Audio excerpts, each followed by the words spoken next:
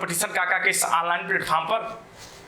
तो चलिए, हमारी इतिहास की पहली इंट्रो की क्लास आपके बीच में हो चुकी है और इतिहास की यह दूसरी क्लास।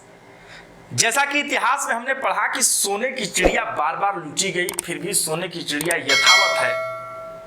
भारत विश्व गुरु है, विश्व गुरु की स्थिति पर है, रहेगा।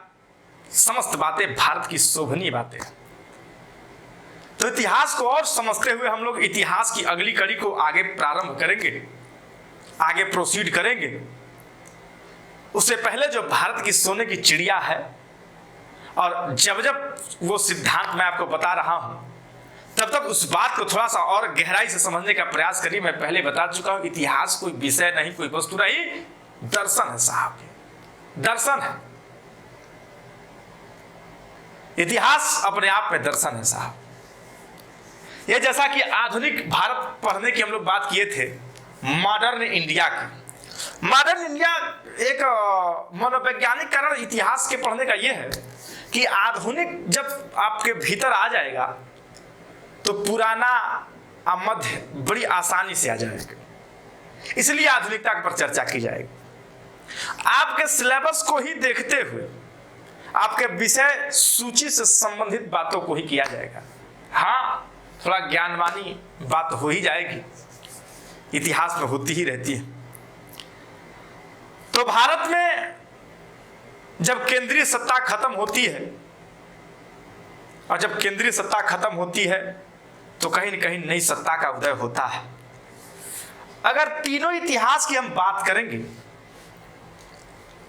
तो आप पाएंगे कि कोई भी इतिहास है, अगर वह शुरू हुआ तो खत्म भी होगा।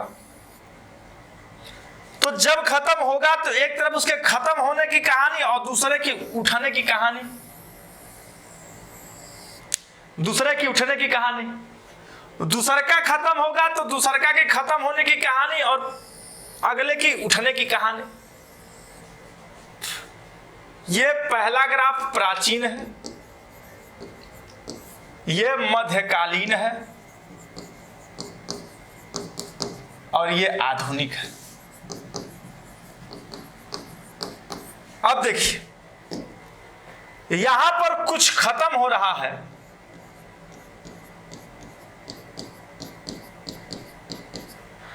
तो किसी का जन्म भी हो रहा है। यही तो देखा, यह संक्रमण का काल कहलाता है। यहां पर कुछ खत्म हो रहा है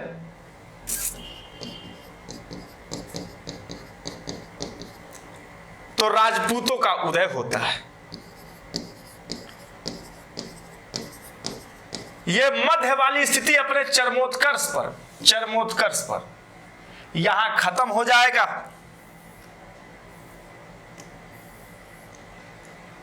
यहां खत्म हो जाएगा आजाद भारत और वर्तमान भारत।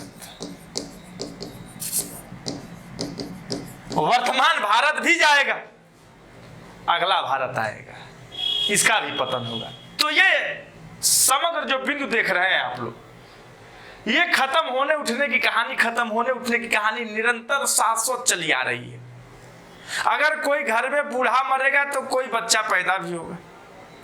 अगर समाज में कुछ लोग मरेंगे तो कुछ लोग आएंगे भी।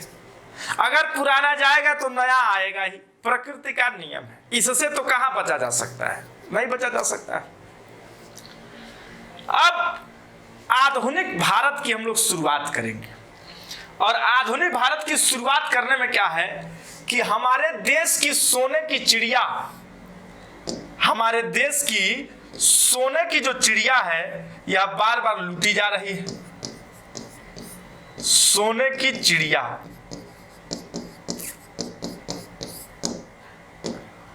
नेचुरल रिसोर्स, मानसून और बैलेंस ऑफ पेमेंट, भुगतान संतुलन, प्राकृतिक संसाधन और मौसम, मानसून।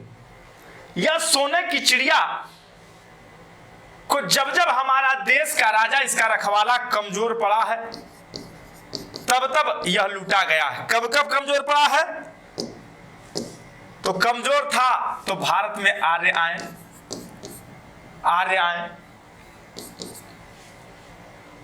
आर्यों ने लूटा। तो आर्यों के बाद हमारे यहां इंडो ग्रीक आए,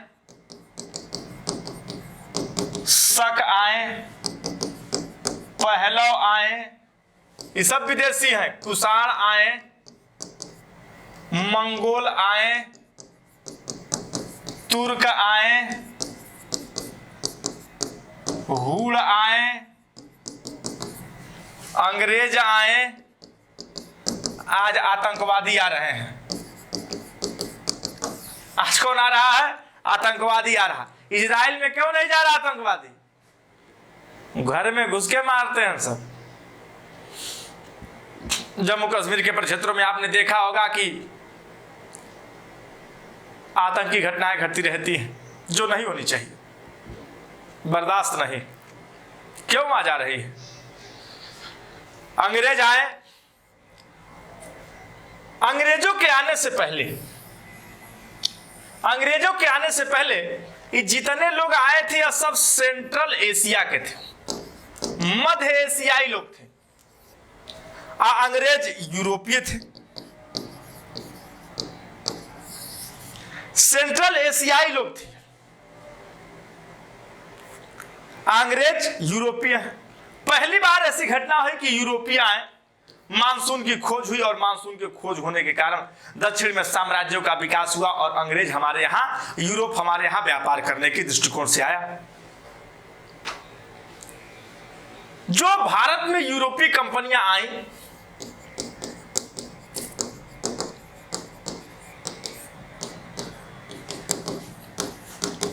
यूरोपीय कंपनी इन इंडिया कौन कौन सी आई, थोड़ा हमको आपको दिखा दे एक नजर में ससरी से। पहले आई पुर्तगाल, फिर आए डच, फिर आए अंग्रेज, फिर आए डेनिश, और कौन आया? फ्रांसीसी, फिर स्वीडिश आए।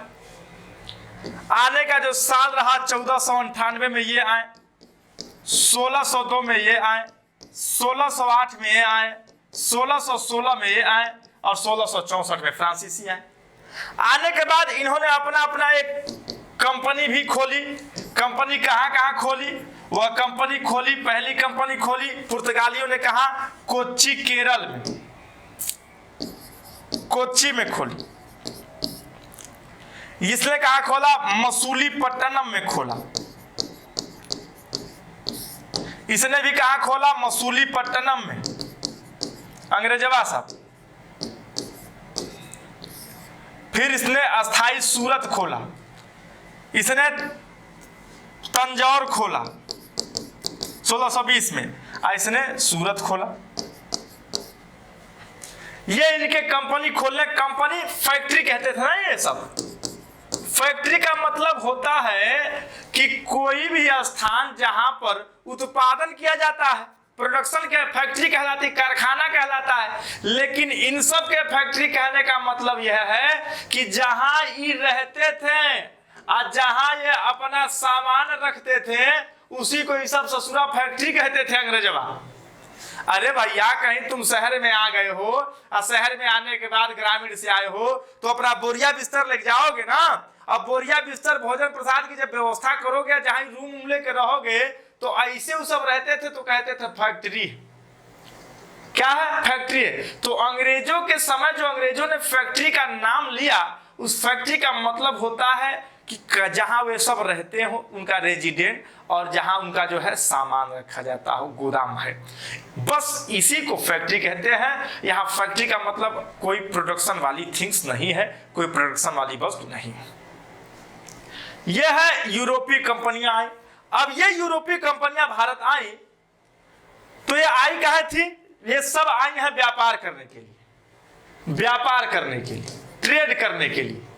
लेकिन व्यापार करने के साथ साथ व्यापार वाणिज्य के साथ साथ ये कंपनियां पॉलिटिकल डोमिनेंसी चाहती हैं, राजनीतिक आधिपत्य चाहती हैं। राजनीतिक आधिपत्य चाहती हैं।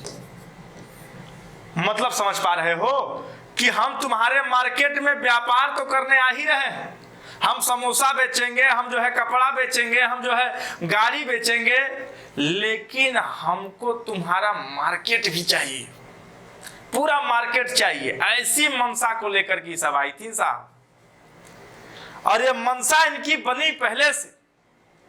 देखो उदाहरण, एग्जाम्पल देखो,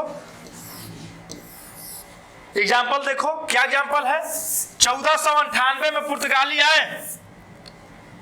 1498 में कौन आया? पुर्तगाली आए। 1498 में पुर्तगाली आए भारत, और 1510 में कहां पर? गोवा पर कब्जा कर लिया। अल्बुकर्क ने गोवा पर कब्जा कर लिया। क्यों भाई, क्यों कर लिए? व्यापार करने आए थे, कब्जा करने आए थे। पॉलिटिकल डोमिनेंसी चाहिए लोगों को, राजनीति चाहिए साहब। क्यों विधायकी में गोली चल रहा है? क्यों निकाय चुनाव का बवाला हो रहा है? क्यों ब्लॉक प्रमुखी में गोली चल रही है? क्यों प्रधानी में पैसा लुटाया जा रहा है? क्यों? क्योंकि राजनीति अर्थव्यवस्था की गार्जियन है, पैसा है उसके पीछे। राजनीति क्यों चाहिए? क्योंकि पैसा है, इसने अर्थव्यवस्था की संरक्षिका है, अर्थव्यवस्था की गार्जियन है।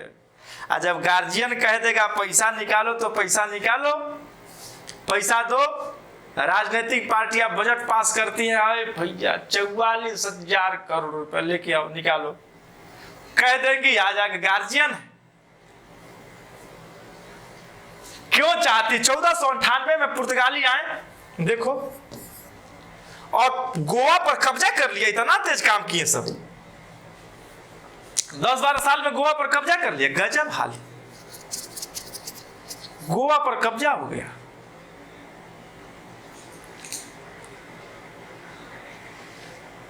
गोवा पर कब्जा कर लिया। 1636 में पुर्तगाली ने प्रयास किया कि हुगली पर, हुगली जानते हो ना, यह भारत, यह मां गंगा का तराई क्षेत्र, और ये जो बंगाल में गंगा जी बहती है उसको हुगली कहते हैं। तो बंगाल के क्षेत्रों में, बंगाल में हुगली, जो हुगली क्षेत्र कहलाता था, उस हुगली पर पुर्तगाली कब्जा चाहते हैं। हम आ रहे हैं, इतिहास के उन्हीं पन्नों पर आ रहे हैं जिनका आपको बेसब्री से इंतजार है, लेकिन बिना इसको समझे इतिहास की ओरिजिन आपको समझ नहीं आएगी।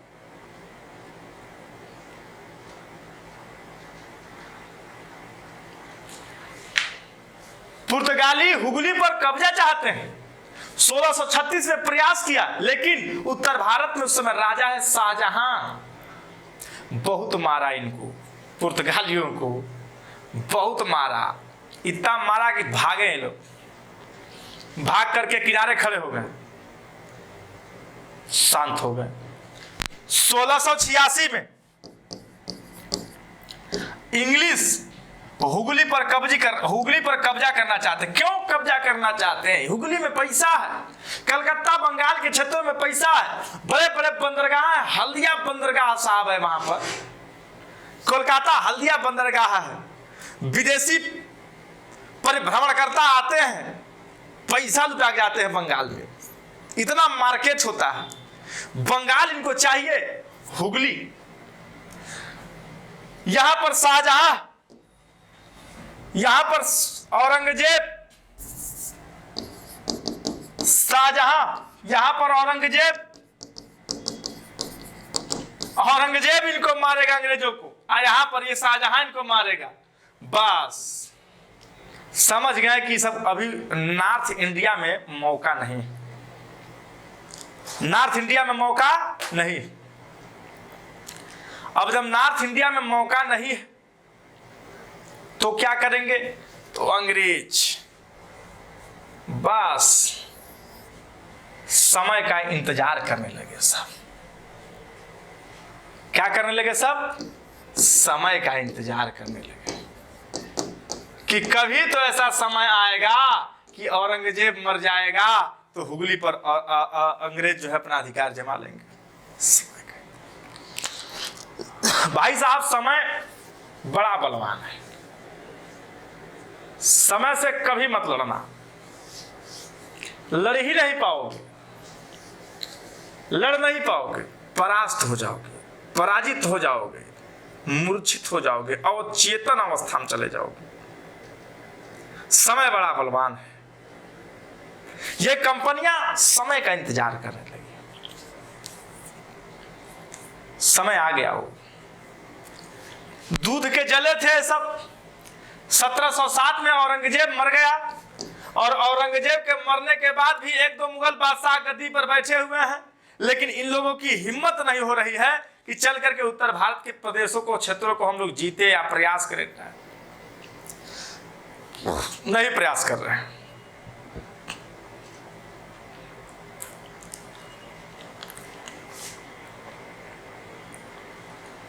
समय आ गया। ईरान का नेपोलियन कहा जाने वाला नादिर शाह 1739 में भारत प्रवेश कर गया।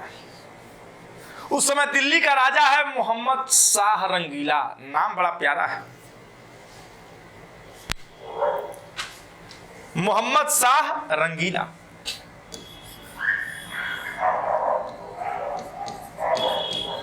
दिल्ली का मुगल बादशाह है मोहम्मद शाह रंगीला।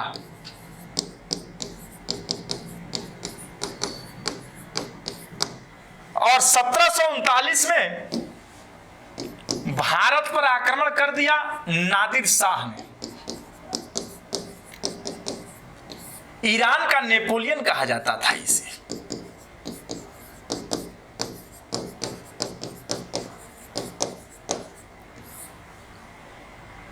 और आया तो कौन सा युद्ध किया? करनाल का युद्ध किया।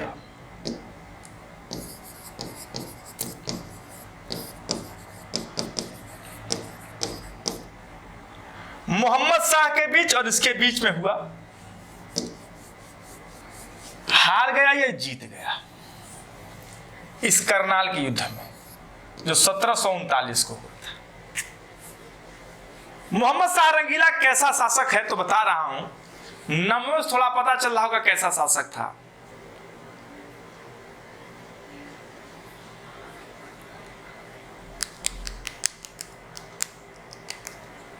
अठारहवीं सदी का इतिहास। राजा कमजोर है, पैसा बहुत है मुगल सत्ता के पास। नादिर शाह यही सोच करके आया कि पैसा लाऊंगा, पैसा लूटूंगा। 1739 में कोहिनूर हीरा, मयूर सिंहासन शाहजहां ने बनवाया था। एक गधवा रंगीलवा ये महिलाओं के कपड़े पहन करके घूमता था दरबार में। सोचिए, राजा है, ये राजा है, इसको मनोरंजन अगर करना होता था तो ये मुर्गा, यू नो व्हाट इज मुर्गा, कॉक लड़ाता था, मुर्गों को लड़ाता। राजा मुर्गा लड़ाए, राजा सीटी बजाए, ये राजा के लक्षण है। मैसूर का राजा चिक्का कृष्ण राजा नचनिया है, नाच रहा है, 8-8 घंटे तक नाचता है। अरे ससुर राजा बने हो, कुछ राजपाट भी संभालोगे कि नहीं संभालोगे? किस्मत ने राजा बना दिया, योग्यता तो थी ही नहीं। अब मोहम्मद रंगीला को जो है नादिर शाह मुर्गा बनाया था 3 दिन तक दिल्ली में। रंगीला ने कहा, साहब हमको क्यों मार, हमको छोड़ दीजिए, हमको छोड़ दीजिए, जो चाहिए ले जाइए।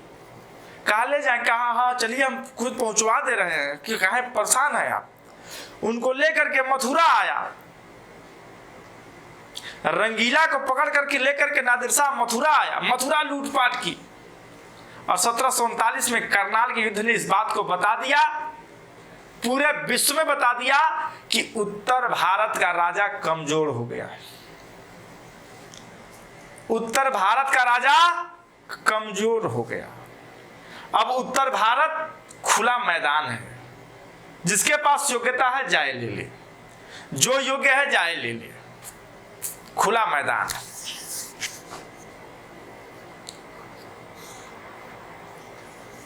इस बात ने तय कर दिया, इसकी पराजय ने तय कर दिया कि नॉर्थ इंडिया का किंग डैमेज हो चुका है। अब जो समय का इंतजार कर रहे हैं, जो समय का इंतजार कर रहे हैं, ये सब अपना अब मुंह खोलेंगे। और ये पांचों कंपनियां साहब, ये कंपनियां आपस में लड़ेंगी। भारत में कौन रहेगा इसको लेकर के लड़ेंगी।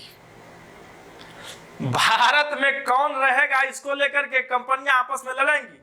अब इन कंपनियों के मध्य क्या होगा कि इन कंपनियों के मध्य होता है समझौता। पुर्तगाली और अंग्रेज के बीच में वैवाहिक संबंध स्थापित हो जाता है, जिससे जो है पुर्तगाल और अंग्रेज कभी लड़ते नहीं। कैसा वैवाहिक संबंध? तो पुर्तगाल की राजकुमारी है कैथरीन ब्रेंगरांजा, और ब्रिटेन के राजा के साहब के लड़के हैं, राजकुमार हैं चार्ल्स सेकंड। अब चार्ल्स सेकंड और कैथरीन ब्रेंगरांजा का विवाह हो जाता है, प्रेम कर लेते हैं सब। और विवाह करने के बाद कैथरीन ब्रेंगरांजा पुर्तगाली और चार्ल्स सेकंड ब्रिटेन, अंग्रेज और पुर्तगाली दोनों में रिश्ता बढ़ गया। अब रिश्ता बन गया तो तनाव खत्म हो गया। रिश्ता बन गया, तनाव खत्म हो गया, मामला ठीक हो गया। अब यहां ही भारत में कभी झगड़ा नहीं करते। और पुर्तगालियों ने, यहां तक कि जिनके पास बंबई था, पुर्तगालियों ने अंग्रेजों को दहेज में दे दिया। और जब अंग्रेजों को दहेज में दिया तो अंग्रेज चार्ल्स सेकंड ने उसको ईस्ट इंडिया कंपनी को दे दिया। कंपनी को दे दिया, बंबई दहेज में मिल गई। तो क्या कभी इनके बीच में तनाव होगा? नहीं। तो एक मार्केट में जीजा साले लोग कपड़ा दुकान लगाए तो झगड़ा करेंगे। क्यों झगड़ा करेंगे भाई? पैसा तो एक ही घर जाएगा ना, चाहे बिटिया घर जाए चाहे बेटवा घर जाए, कौन दिक्कत है? सब कमाए सब खाएं।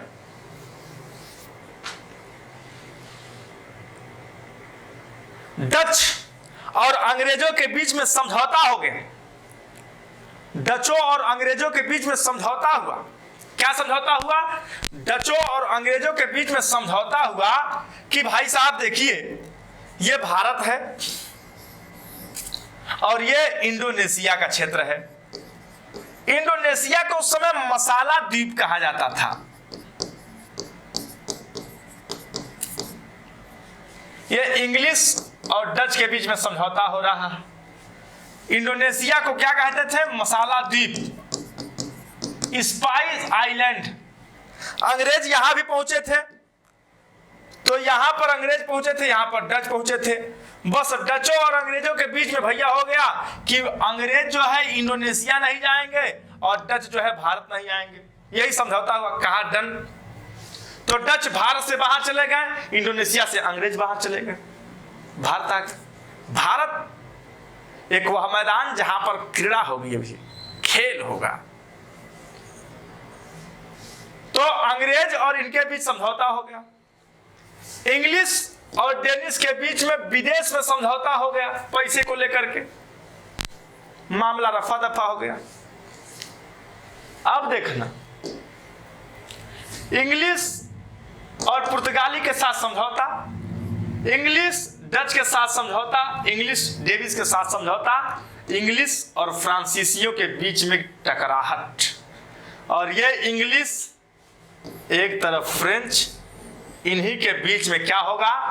टकराहट होगी, संघर्ष होगा कि भारत का असली हकदार कौन होगा। और इसी को लेकर के युद्ध छिड़ जाएगा, जिस युद्ध को कहते हैं आंग्ल कर्नाटक युद्ध। इस युद्ध को क्या कहते हैं? आंग्ल कर्नाटक युद्ध।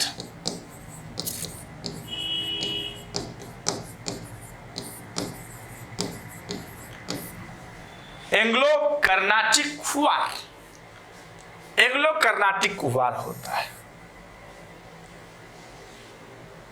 अब एंग्लो कर्नाटिक वार अंग्रेज और फ्रांसीसियों के बीच में क्यों हो रहा है, क्या कारण है? भारत में मोनोपोली चाहिए। 3 युद्ध होंगे, सेंट थाम का युद्ध, अंबर का युद्ध, वांडीवास का युद्ध। अंतिम हकदार कौन होता है उसको देखेंगे, सुनिए। यहां तक कोई दिक्कत तो है नहीं। अब एंग्लो कर्नाटिक वार को देखा जा रहा है, ठीक ना? आइए माइंड अलर्ट कर लीजिए, एकदम देखते रहिए इधर।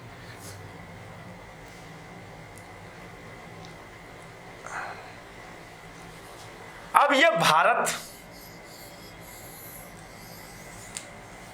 और भारत में यह प्रांत कर्नाटक, यह कर्नाटक का क्षेत्र हुआ करता था उस समय, पूरा क्षेत्र कर्नाटक।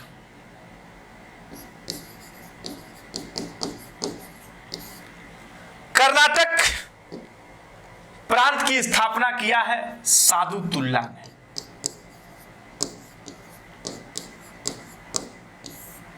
कर्नाटक को बसाने वाला कौन, या कर्नाटक की स्थापना करने वाला कौन? सादुतुल्ला।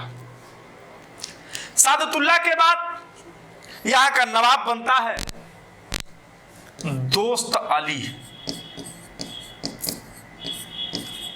दोस्त अली यहां का नवाब बनता है। सादुतुल्ला कर्नाटक का संस्थापक है। कर्नाटक का संस्थापक सादुतुल्ला की जब मौत होती है तो उसके बाद दोस्त अली यहाँ का राजा बनता है, नवाब बनता है। और जब दोस्त अली अपने पद से हटता है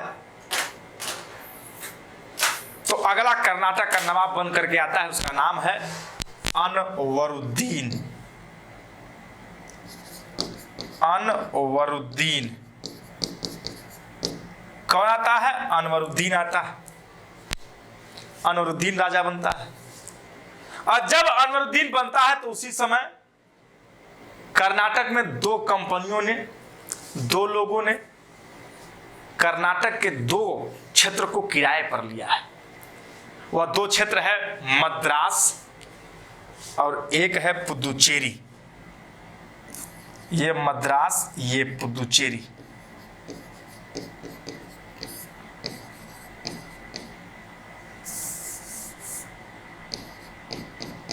पांडिचेरी तब कहते थे, पांडिचेरी। अच्छा, यहां पर जो है अंग्रेज रहते थे, इंग्लिश, और पांडिचेरी में फ्रांसीसी रहते थे। इतनी बातें समझ में आई। कर्नाटक की स्थापना करने वाला सादुतुल्ला, सादुतुल्ला के बाद राजा बना दोस्त अली, दोस्त अली के बाद राजा बना अनवरुद्दीन, और इस समय अनवरुद्दीन राजा है। अनवरुद्दीन ने एक पियक्कड़ राजा होता है, अयोग्य शासक होता है, पी पाकर के केवल मुजरा उजरा देखता है। अपने 2 क्षेत्रों को, मद्रास और पांडिचेरी को, 2 लोगों को किराए पर दिया हुआ है। एक फ्रांसीसियों को दिया है पांडिचेरी और एक अंग्रेजों को दिया है मद्रास।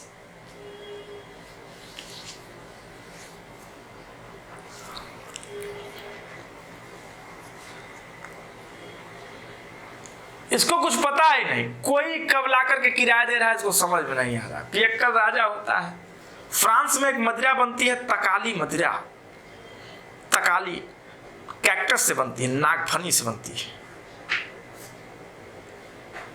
उसी को डुप्ले उपले से मंगाता, पीता उता रहता था। इस समय फ्रांसीसियों का जो यहां पर अधिकारी बैठा है, उस अधिकारी का नाम है डुप्ले।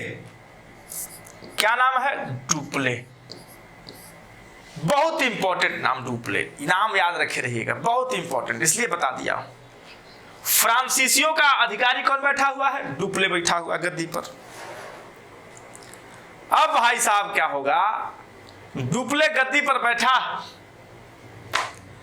फ्रांसीसियों की तरफ से। उसी समय विश्व में घटना घटती है। ये परिदृश्य भारत का है, और इसी परिदृश्य के सापेक्ष में विश्व में एक घटना घटती है, और विश्व का देश है, उसका नाम है ऑस्ट्रिया। ऑस्ट्रिया की राजधानी वियना है। और उसी वियना में, ऑस्ट्रिया में क्या हुआ कि राजा मर गया, और ऑस्ट्रिया के उत्तराधिकार को लेकर के संघर्ष चलता है ऑस्ट्रिया में। संघर्ष चलता है कहां? ऑस्ट्रिया में। उस संघर्ष में अंग्रेज और फ्रांसीसी शामिल है। यार तुम चाहोगे कि समस्त देश में तुम्हारा मित्रवत संबंध हो जाए, समस्त देश में तुम चाहोगे कि मैं जो है ब्रिटेन का प्रधानमंत्री बन जाता तो कितना बढ़िया होता, भारत से बढ़िया संबंध रहता, भारत के लिए तमाम प्रकार के, उसको भी भारत बना देता, उसको सेकंड भारत बना देता, अखंड भारत का हिस्सा बना देता, वहाँ के लोगों को पकड़ा करके नचवाते हम लोग, उसी टेम्स नदी में सबको जो कूदवा देता मैं, सारे ब्रिटेन वालों को प्रधानमंत्री हो जाता। तो सब चाहते हैं कि हमारा संबंधी ही कहीं ना कहीं कुछ बने। इस ऑस्ट्रिया का उत्तराधिकार का युद्ध हो रहा है और इसके उत्तराधिकार युद्ध होने में ये ब्रिटेन, अंग्रेज और फ्रांसीसी दोनों लगे हुए हैं। फ्रांसीसी चाहता है कि मेरा व्यक्ति यहां पर बैठ जाए, अंग्रेज चाहते हैं मेरा व्यक्ति यहां बैठ जाए। इस युद्ध को कहते हैं ऑस्ट्रियाधिकार का उत्तराधिकार का युद्ध।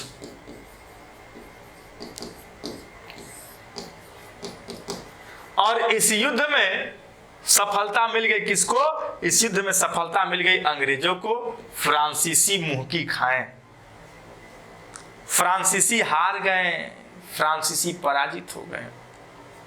और जब फ्रांसीसी पराजित हो गए वहां, तो इसकी यह घटना असर कहां डाली? भारत पर। इसकी यह घटना कहां असर डाली? भारत पर असर डाली। और भारत पर असर जब डाली तो यहां पर डुप्ले फ्रांसीसी गवर्नर मद्रास में जब अंग्रेजों को कमजोर देखा तो घेरा डाल दिया। कहा कि मद्रास में अब अंग्रेजों को रहने न देंगे, ऑस्ट्रिया में तुम्हारे लोग नहीं रहने दिए, हम तुमको भारत में नहीं रहने देंगे। डुप्ले की यही मंशा लेकर के मद्रास का घेरा डाल दिया। कौन? डुप्ले ने। और जब मद्रास का घेरा डाला तो मद्रास में जो अंग्रेज बैठे हैं वो शिकायत कर्नाटक के नवाब से किए। बताइए, 2 रूम लिए हैं, एक में आपका मित्र रहता है, एक में आप रहते हैं बगले में। अगर मित्रवा हल्ला गुल्ला करे तो आप समझाएंगे न बोलो न बोलो न बोलो। बगल में मकान मालिक हैं, जा करके बता दोगे कि साहब मान नहीं रहा है, एकदम हल्ला शोर मचाए पड़ा है, हम पढ़ नहीं पा रहे हैं। बोलोगे कि नहीं बोलोगे? बोलोगे। और मकान मालिक तब देखेगा इनको। तो मकान मालिक के ऊपर छोड़ दिया गया बातों को। डुप्ले अंग्रेजों का घेरा डाला, बहुत मारा अंग्रेजों को। अंग्रेज फोन किया, हेलो चाचा अनवरुद्दीन, यार मार रहा यार, एकदम परेशान किया हुआ है।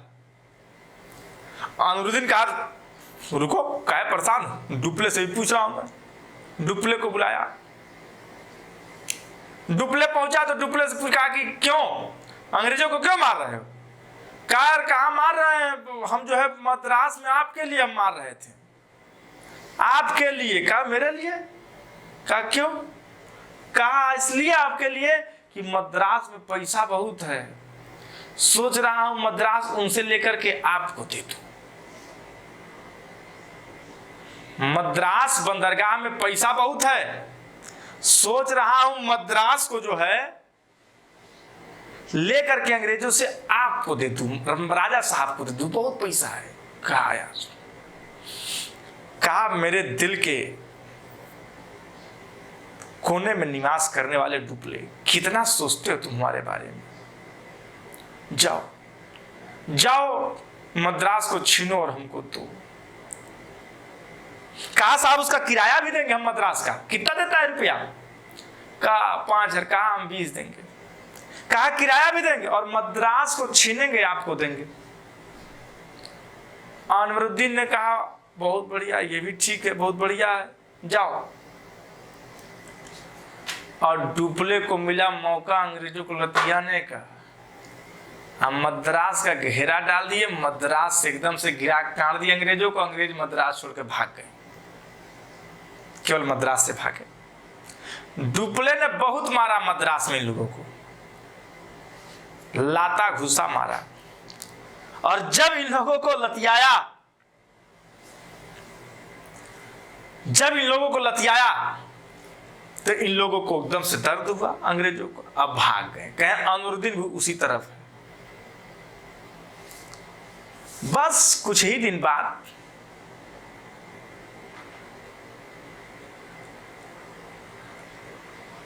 दो तीन महीने जब बीत गया और मद्रास जो डुप्ले के अधिकार में है और तब भी अनुरुद्दीन को नहीं मिला, तो अनुरुद्दीन ने पुनः डुप्ले को बुलाया। अरे क्या कर रहे हो यार, वो मद्रास कहाँ है? डुप्ले कहा यार मद्रास क्या करोगे, तुम्हें मदिरा पियो पड़े रहो, मद्रास कहाँ है? और मद्रास की मांग किया अनुरुद्दीन ने और डुप्ले ने देने से मना कर दिया। दर्शन है इतिहास का ये कि कभी भी दूसरे के बल का भरोसा करना ही नहीं चाहिए। करोगे लतियाए जाओगे, छीन लिए जाओगे, मार दिए जाओगे, बर्बाद कर दिए जाओगे। अपने बल का भरोसा करना, अपने बल का भरोसा। जितना पढ़े हो उतने पर विश्वास करना, उससे अधिक करना ही नहीं, होगा ही नहीं उससे अधिक। खेल चल रहा है तोता अन्य पक्षियों का, जितना आप करेंगे उतने के आप प्रतिभागी हैं अथवा नहीं हैं। बात बहुत कड़वी है।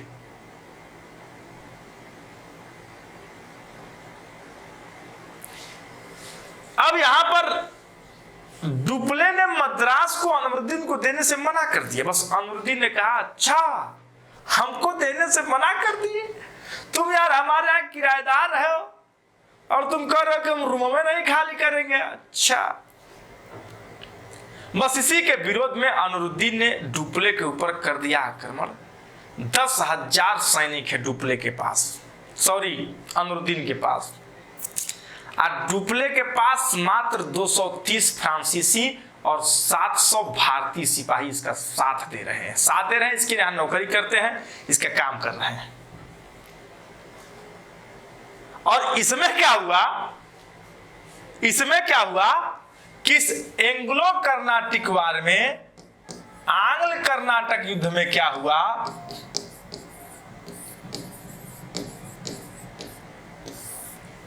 तीन युद्ध हुए। वही पहला युद्ध हुआ सेंट थाम का युद्ध,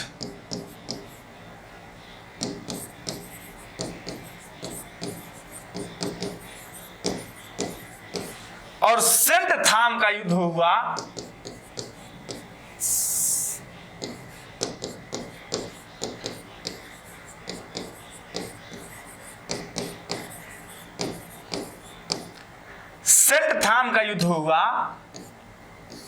महफूज खां के नेतृत्व में अनुरुद्दीन की सेना।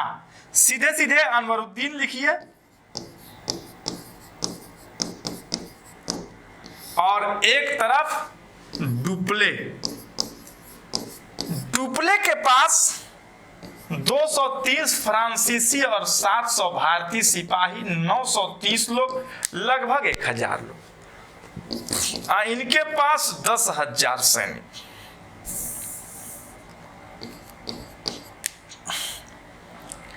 इस युद्ध का परिणाम जानोगे तुम लोग तो डिस्टर्ब हो जाओगे। क्यों? 930 लोग 10,000 लोगों को हरा दिए।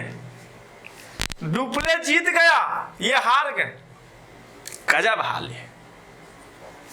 सेंट थाम का युद्ध जीत गया, पहला कर्नाटिक युद्ध कहा जाता है इसको, प्रथम कर्नाटिक वार। अनुरुद्दीन हार गया, डुप्ले जीत गया। अंग्रेज इसके सहायता कर रहे हैं। अंग्रेज फ्रांसीसियों के बीच में ये युद्ध रहा, अंग्रेज हार गए, अनुरुद्दीन हार गया। 10,000 लोग 930 लोगों से हार रहे हैं। ये बतिया खोपड़िया में पच नहीं रही है।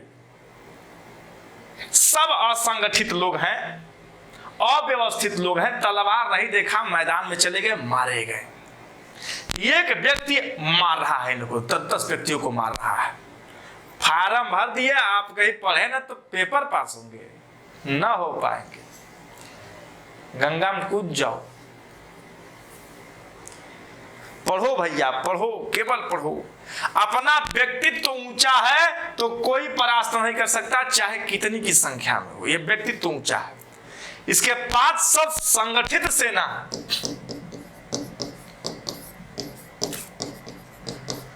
यहां सारी सेनाएं असंगठित हैं। कोई रात में पिया हुआ है, उतरा ही नहीं है, जा रहा युद्ध मैदान में ढह रहा है, तुम लड़ पाओगे? तुम्हारे बस की बात है? तुम मारे जाओगे। सेंट थाम का युद्ध कहा जाता है इसको।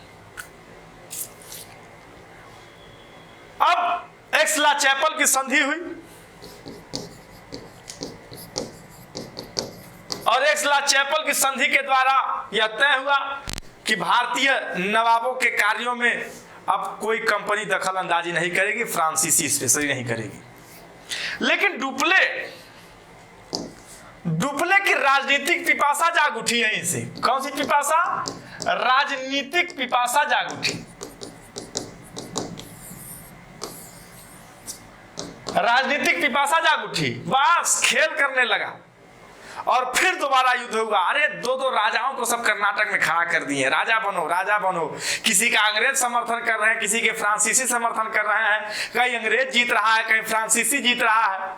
चंदा साहेब, अनवरुद्दीन, सबको शामिल किया। दूसरा कर्नाटक युद्ध हुआ और इस युद्ध को अंबर का युद्ध कहते हैं।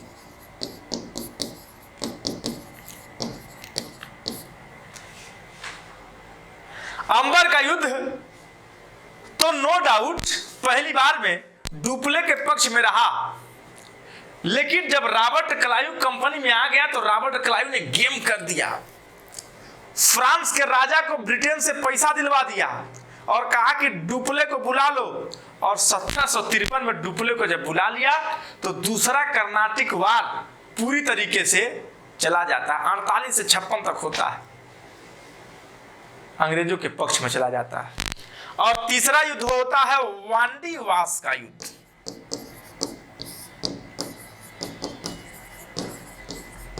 वांडीवास का युद्ध। और इन तीन युद्धों ने निर्णय कर दिया, रॉबर्ट क्लाइव वांडीवास के युद्ध में सबको हटा दिया। यहीं पर अंग्रेज जीत गए, फ्रांसीसी हार गए और इसी वांडीवास के युद्ध ने यह तय कर दिया कि भारत का असली हकदार अंग्रेज हैं, यूनाइटेड किंगडम के लोग हैं। फ्रांसीसी अपना बुरिया बिस्तर वांडीवास के युद्ध से लेकर भाग गए, लेकर चले गए। सेंट थाम के युद्ध ने इस बात को बता दिया कि भारत में बल है ही नहीं। अंबर के युद्ध ने बता दिया कि भारत में राजा बनाओ, केवल राजा बनाओ। अगर 10 लोग हैं किसी साम्राज्य में, अगर बंगाल है, कर्नाटक है, 10 लोग हैं, राजा के बगल वाले व्यक्ति को पकड़ो, राजा के बगल वाले व्यक्ति को कहो कि राजा बनोगे, तो कहेगा हाँ राजा बनेंगे। बहुत राजा नहीं बने हैं, सब यही सब खानदान बनते जा रहे हैं, हमको भी राजा बनाइए।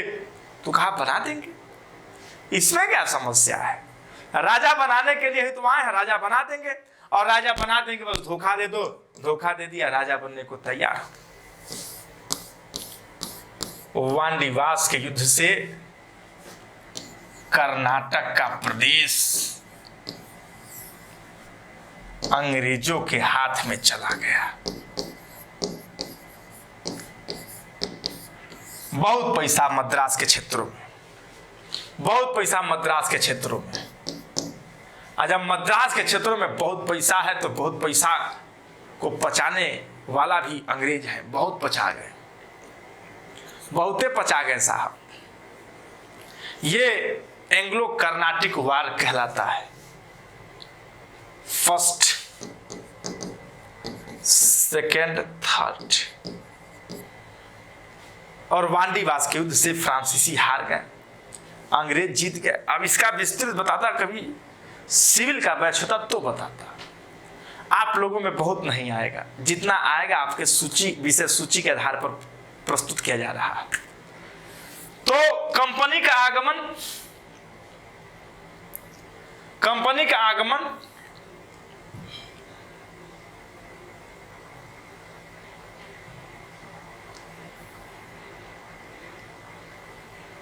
और कंपनी के आगमन में कंपनी आपस में संघर्ष की, और आपस में संघर्ष करने के बाद कौन, अंग्रेज और फ्रांसीसियों के बीच में एक गेम हुआ।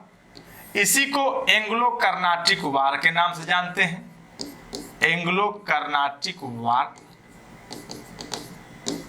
और एंग्लो कर्नाटिक वार के पश्चात जब भारत के असली हकदार अंग्रेज सिद्ध हो गए, जब भारत के असली हकदार अंग्रेज सिद्ध हो गए, तो अंग्रेज अब राजनीति करते हैं और अंग्रेज कर्नाटक को पाने के बाद अपना ध्यान धर देते हैं बंगाल की तरफ। किसकी तरफ? बंगाल की तरफ। चूंकि अभी वानदिवास का युद्ध समाप्त नहीं हुआ है, जो दूसरा युद्ध था, जो दूसरा कर्नाटक का युद्ध है, सेकेंड एंग्लो कर्नाटिक वार। सेकेंड एंग्लो कर्नाटिक वार के बारे में थोड़ा सा बताना चाहूंगा आपको।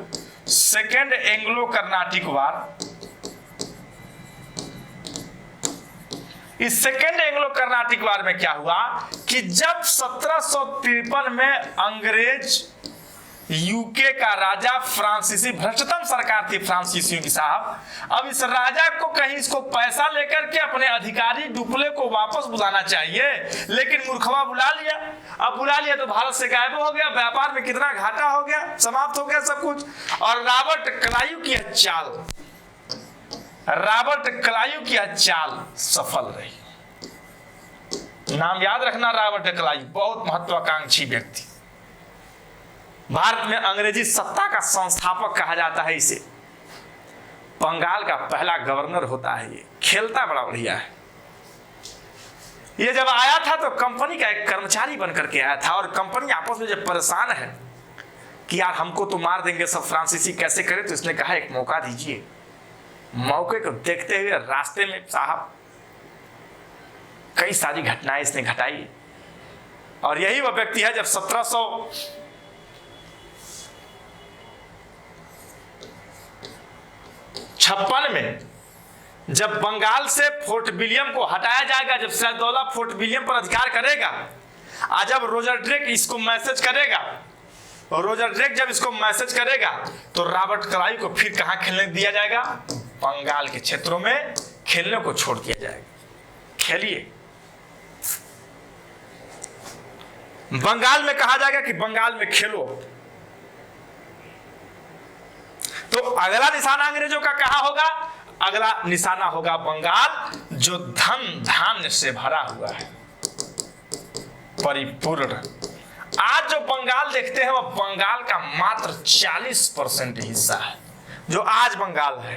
पहले का बंगाल भारत कहलाता था, भारत बंगाल कहलाता था, यह शब्द नाम था। बहुत पैसा है, यह प्रायद्वीपीय भारत होने के कारण यहाँ की भौगोलिक स्थिति खूब यहाँ पर पैसे का उत्पादन कराती है। ये कोलकाता हल्दिया बंदरगाह पर लोग आते हैं और धन इसी मार्केट में छोड़कर चले जाते हैं। मार्केट से मलमल का कपड़ा लेते हैं, लोग चले जाते हैं, पैसा देकर जाते हैं। मार्केट से लेते हैं अफीम, चले जाते हैं। मार्केट से देखते हैं कि बढ़िया धान बासमती चावल खरीदते हैं, चले जाते हैं, बहुत पैसा दे जाते हैं। बंगाल समृद्धि से भरा हुआ है, और उस समय बंगाल को भारत की अर्थव्यवस्था का रीढ़ कहा जाता था, backbone of India. A backbone of economy of India is known as Bengal. तो चलिए, हमारा अगला निशाना होगा बंगाल अंग्रेजों की तरफ से, और वहीं पर 1757 की लड़ाई, 64 बक्सर का युद्ध और अंग्रेजों का भारत में प्रभाव को देखेंगे। तो आज आधुनिक भारत की पहली क्लास आपके बीच में, इंट्रो की क्लास हो चुकी है। अब इतिहास की तीसरी क्लास, आधुनिक इतिहास की, इसकी चर्चा में 57 64 बक्सर के युद्ध की चर्चा होगी, और अंग्रेजों का भारत पर प्रभाव स्थापित हो जाएगा। इसकी चर्चा करेंगे अगले लेक्चर में। तो चलिए दोस्तों, आज यहीं तक। बहुत अच्छा लग रहा है आपको, आप लोगों के साथ बातचीत करके, समझ रहे होंगे आप लोग। तो आज की क्लास यहीं विराम लेती है। बहुत बहुत धन्यवाद। जय हिंद साथियों।